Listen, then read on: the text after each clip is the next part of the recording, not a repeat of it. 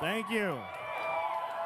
Thank you very much. This is exciting. My nipples are hard right now. They are. I just noticed it. Ooh, that kind of hurts. Hello, everybody. Nice to see you all. My name is Louis. I'm a 42-year-old divorced father. I got two kids, two girls, and it's the hardest part of being a parent really is just the days that you spend with your kids. That's really, ask any parent. You ask parents, like, is it the worrying? Is it saving? But no, it's just the days. It's just every day. My kids wake me up at 6 o'clock in the morning. Okay, I don't get up at 6. Before I had kids, I blew off whole careers because I didn't want to get up. Like, I just won't be that then. And then you take them to school, and then you pick them up, take them home, then it's like, how early can I put them to bed that isn't child abuse? Like 4 p.m.? Putting your kids to bed is murder, because they don't want to do it. They're just laying awake, just like Clockwork Orange, just so excited. And I just want them to stop. I want to stop their ceaseless joy for life. So I can go watch Cash Cab and jack off and pass out. That's all I want. I love my kids, but I want them to stop at bedtime. So I just want them to go to sleep so I can eat all the ice cream in the house that would break their hearts if they knew how much ice cream. There's so much ice cream in the house, and I never give it to them. It's mine. I wait till they're sleeping and I eat it in their room in the dark over their beds. And also, I'm a divorced dad, so when I'm with my kids, it's just me and two little girls. And that's a challenge. There's certain things like we're in the airport the other day, I was taking my kids somewhere in New York, and they had to go to the bathroom. Now, when kids have to go to the bathroom, you don't get much warning. They don't go, hey, Dad, I kind of have to go. Should we start looking for a place? They just go, I'm going to poop in my pants in T-minus 5, 4, 3, and it's over. So you got to find a place. Now, take yourself through that logically. I'm a man. I've got two little girls. I'm not allowed in the ladies' room. I mean, not me personally. I didn't get banned. I can't go in the ladies' room because I got a big old penis. So I just can't go in. I'm not bragging that it's not big like porny, thrusty penis. It's just big like an old man's nose. Just kind of like, just kind of droop, like a lava lamp, just bloop. It's big in an upsetting way. Don't ever look at my penis. It's awful. Also, I'm not allowed in the ladies' room because I love looking at people's vaginas anytime that I have that opportunity. It's amazing that we still need separate rooms to pee in. As human beings, men are so disgusting that we can't be trusted to pee in the same room. So I have to take my girls to the men's room, which is awesome. Look, girls, 9 penises. 9 farting men shaking the pee off their big old penises. So I gotta push them past that, and then we go in the stall. So I'm in a bathroom, airport stall with 2 little girls, all our luggage. There's a guy right here. Right here. There's a guy here. This dude, I can see his foot. He's trying to get leverage to harder. Like he's struggling. And we can hear him. We're sharing this moment with him. He's like, oh, he's struggling. Like he's giving birth in the 1800s with no midwife, just in a barn. Just an old country whore dropping another baby in the hay. This is what this sounded like. And when he broke loose, it sounded like soup cans and pennies being shook out of an old duffel bag.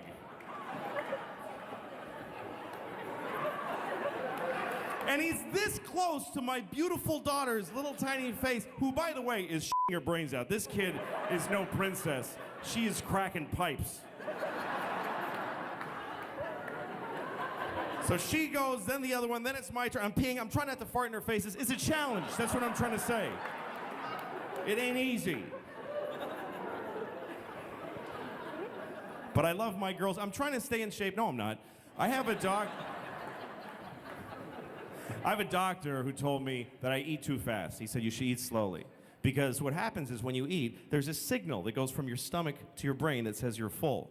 But it takes that signal 20 minutes to travel from your stomach. First of all, what a douchebag my body is. That it takes what's taking 20 minutes? If I stub my toe, I know it instantly, and that's twice the distance.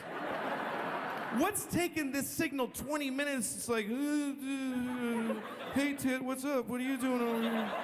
My Tit's like, dude, get up there. We're getting fat. Hurry up. Oh, excuse me. You know, hey, asshole, what are you doing? All right, I've disgusted you enough. Thank you very much. Thank you.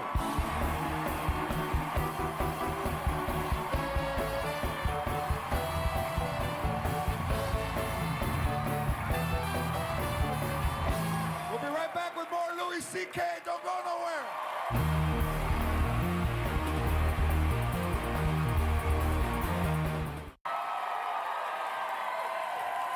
We're back with one of my favorite comedians who just had the best set that any comedian has done on Lopez Tonight, Louis C.K. Thank you, man. Thank you. Thanks for being here on the 100th show. You're really. one of my favorites, too. I mean, of all time. I think you're one of the greats of all time. I'm serious, man.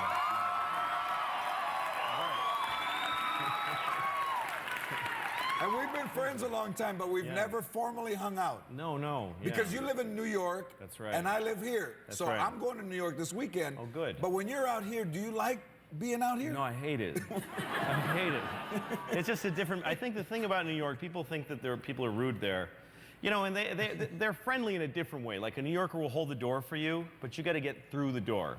Like, you have like 2 seconds before the nice gesture becomes hatred, like seething hatred. You're like, go ahead. Go! All right, jeez. I'm in a hurry. I wasn't before. I wasn't even going in that building, but I guess I have to. If you're making me. But people are used to being with each other. The thing about LA is that people are all in their cars, and they don't think about the people in the other cars as human beings sometimes. And things get kind of... People honk all the time here. And I really believe this, George, that if you own a car and you ever honked your horn once, you're a piece of shit. I really believe that. There's no legitimate reason to honk a horn. It's only selfish. It's supposed to be for safety, but what's that story that ends with, and then he honked his horn and everyone was saved? Like, what is that story? I think the idea in our heads is you'll be driving and a kid will run out in front of you, so you'll honk and then kill him. That's what would happen if you chose to spend your time beep. Well, he's dead now. At least he died in fear instead of joyful play. I got to announce his death with a horn. But no, the reason people honk is to critique that has already happened. What do you mean? Like what? Like what? Well, like, it's not to avert, it's just to go beep, hey. Like, why do you get to sound a trumpet because you're unhappy? Why does everybody beep? You shouldn't. It's no different than being in a store and someone gets in front of you and you just go, ugh, ugh. It's stupid. The other reason people honk is because they just don't want to wait. You're sitting in your car, you're sitting behind another car, the light turns green, and because he doesn't have your central nervous system, you go, bah! And I don't mean to accuse, because I honk at everybody. And there's no... I do. I honk at people on the sidewalk for being ugly. I'm the worst. Beep, stay home, it's gross. So I'm worse than anybody else. But tell everybody the story about how you almost got killed driving, but not in an accident. Just tell. No, I almost got murdered by a young fellow. I was driving. I was living here at the time, and I was driving really fast. I was speeding because I was in a hurry. So I was making other people almost die because my bad judgment. So I'm driving, and then I realize there's a car next to me who's driving fast. It's a kid like 19 years old in a green Honda that he made at his house. You know those cars? I do. He's got spiky hair. And he keeps, so I'm like, good, I don't care. You know, let's both get to my show on time. I'm fine. He thinks we're racing. I'm not racing. But so we get to the next red light, and he's looking at me, and he's going, woo, like this. And I go, what happened to your hand? Like, I don't understand I don't know what that means. If other people don't know the thing, it doesn't scare them. He's like, yeah, whoa, and I'm like, I don't know it. So he goes, I said to him, listen, I'm not trying to go fast relative to you. I just have my own independent reason for my speed. And he got angry at all the words and everything, and he pulled out a gun, and he pointed it at me. So I go through the red light. And he does too. And I was like, oh, I'm thinking, oh, he's trying to kill me, but he's not gonna go through a red light, you know? I'm I'm sure he's thinking ahead to how that's going to hurt his insurance premiums in the long run. So now I'm in a car chase in LA. I'm being chased, and it doesn't feel like a car chase. It's a beautiful day. I'm listening to Simon and Garfunkel on my radio. Being chased through, I am just a poor boy, though my story's seldom told. I've wandered. So I call 911 on my cell phone, and I go, there's a guy chasing me with a gun, and he's trying to kill me. That's what I said. And the lady goes, why is he doing that? I swear to God, why is he doing that? I'm like, is there a reason he could have that you would not send anyone to help me? Like, if I tell her the story,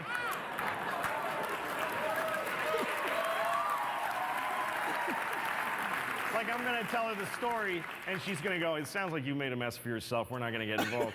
So I did the same thing anytime I call a company and I don't like what, you hang up, you call again. Right, you get another person. Get another person. So I get another guy, he goes, 911, what's your emergency? And I tell him, and helicopters show up right away. I guess I just sound white enough to call in an airstrike. I'm nervous. So. You are fantastic. Hey, if you ever seen Louis C.K. live, you have to see him live. Until then, watch Louis C.K.'s sitcom Louis, premiering June 29th at 11 o'clock on FX. My favorite comedian, Louis C.K. We'll be right back.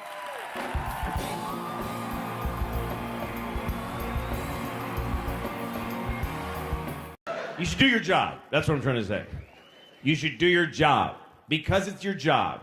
Because you're the person standing there doing that thing. So just do it.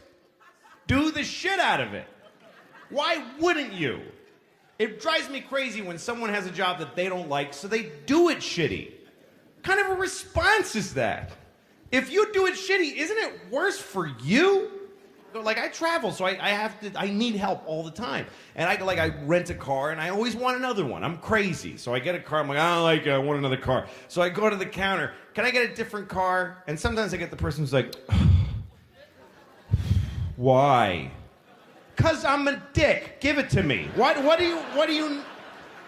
What's wrong with it? I'm crazy is what's wrong with it.